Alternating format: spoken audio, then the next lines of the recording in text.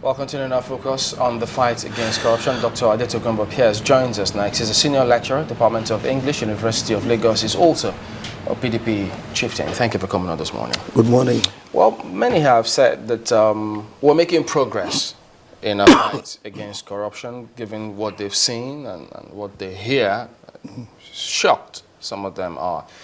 How would you describe our fight against corruption?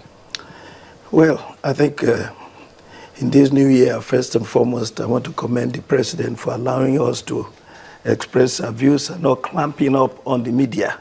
So we thank God for that, so we can have a contrary opinion, as should be the case in a democracy. Everybody, any fair-minded Nigerian would applaud the effort to curb corruption. And certainly when you hear that monies that should have been spent on the military is being used to fund elections, is very disturbing. But the way that this is going, the president is going about it, I think is very faulty, and we need to comment on that so that maybe we can adopt better ways and achieve much more. There's too much focus on Dasuki and one aspect of corruption. And that focus is taking away our effort to actually develop the country. The president seems obsessed with this fight on corruption to the detriment of development in other areas. Let me put this $2.1 billion in perspective. It is about 200 billion naira. Bad as what the secure has done, and much as this money appears, it will not cripple the Nigerian economy of 6 trillion naira. Let's put that in perspective so that we don't spend so much time talking about one thing as if that is going to solve all our problems. If all the money is collected, which is impossible, because a lot of people took money, they have spent it, they bought things, they've invested it, the 200 billion will not save Nigeria.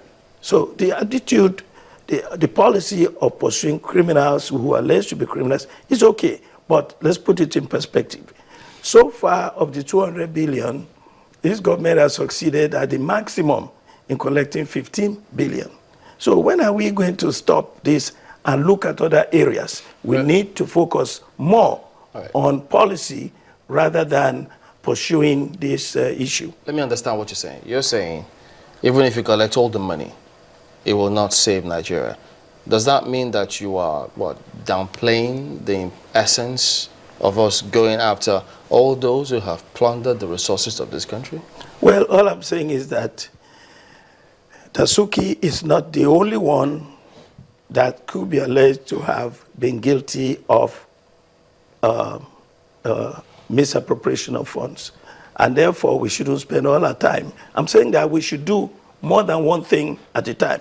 President cannot focus on Dasuki and one source of funding. But if you since you follow the story, without touching on any names, doesn't it look like a web of issues, just one story? Now we're getting to see that so many things, just like an octopus, emanating from that one.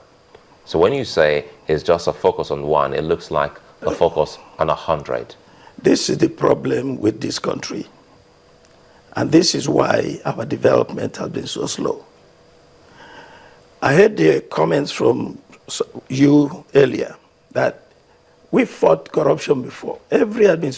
Most administrations vow to fight corruption. What is new now, according to some people, apologies for the president, is that he is the one leading it. Again, I say leading it at the expense of development of this country. Because of his focus on trying to get ministers that are, God knows from where, we spent 5 to 6 months not having ministers to take care of the business of this country. At the end of it, the economy had snowdived because of lack of concern, lack of focus. So that's all I'm saying. Now, let me tell you something. What we need to do is to restructure, find structures that can actually fight corruption, not go after individuals. For instance, EFCC is a structure in place. There are others that are fighting corruption. What we need now, we know that EFCC can do its job, and it's having problems because everybody is saying, you're abusing people's civil rights because of the way they're going about it. We need structures that are deterrent. They have to start from before somebody commits the crime. We have to be very careful. You know, look, people who are in government now, there are a lot of people in the National Assembly. There are a lot of people who are governors. There are people who have even become presidents and so on, who have no right to be in public service. Let me jump because they have a criminal background. You know, they have a shady background, and yet we're not addressing these issues. You know, we're talking about fighting one person. When you say that we're exerting a lot of energy in fighting corruption, and as a result of that, the economy is suffering. I'm talking about the approach to it. Yes, the approach. The approach to fighting corruption. But first we of should all, be focusing on developing systems and leave it at that. Let the systems work themselves out. The thing about instead of headline every day. The thing about that is all of that is going on in terms of their focus on other sectors of the economy, and it's all over the place for people to read. But then the fight against corruption, in terms of what Nigerians have heard, many would even say to themselves, they can't come to terms with the fact that humans, Nigerians, will plunder resources to the tune of billions, individuals, yet the country is in the state that it is, and we're talking about what focus, approach. Shouldn't they first of all say, well, yes, indeed, it was wrong in the first place if they actually plundered that amount of money? They should be talking about them facing the music.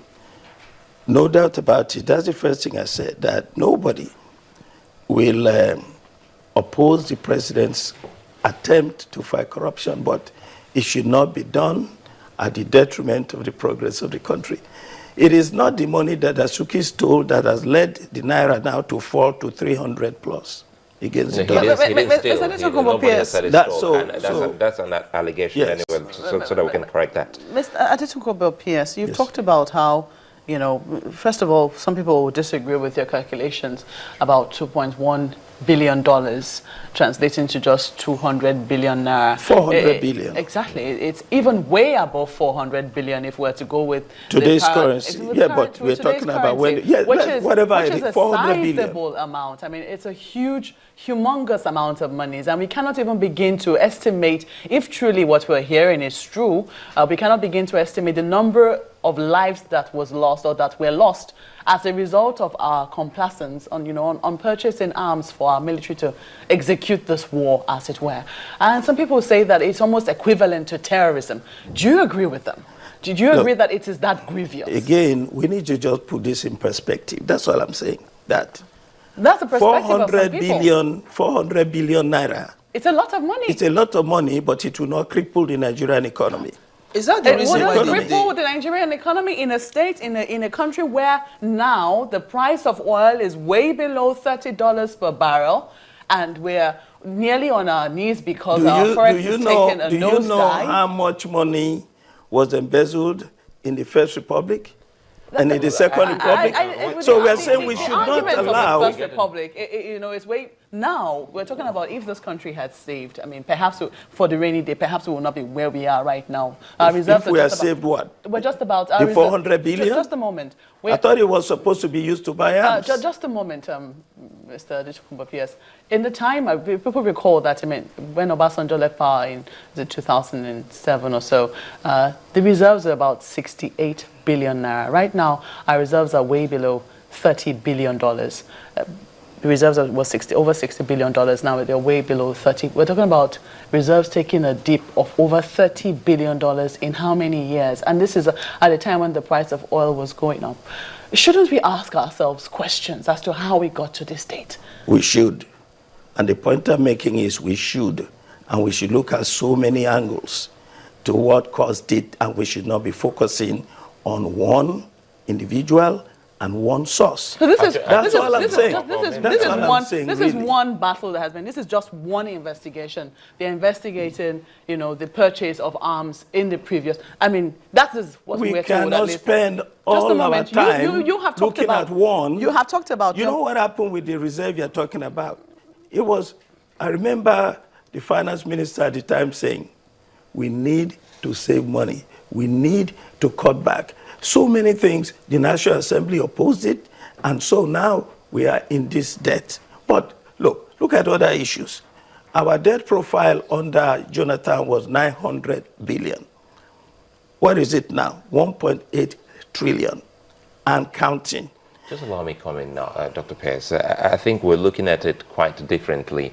A crime is a crime. Just the way they say a sin is a sin. We shouldn't be looking at it from the perspective of whether these monies that have gone into private hands would cripple the economy or not. Even if we're the richest in the world, no one should take a kobo illegally, isn't it? Definitely. So that is the fight Definitely. we're talking about now.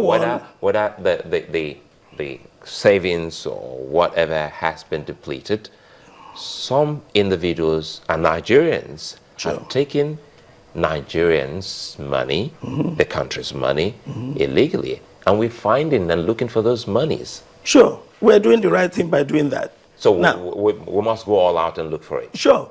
Good. But not at the expense of policy and running the country. That's all I'm saying.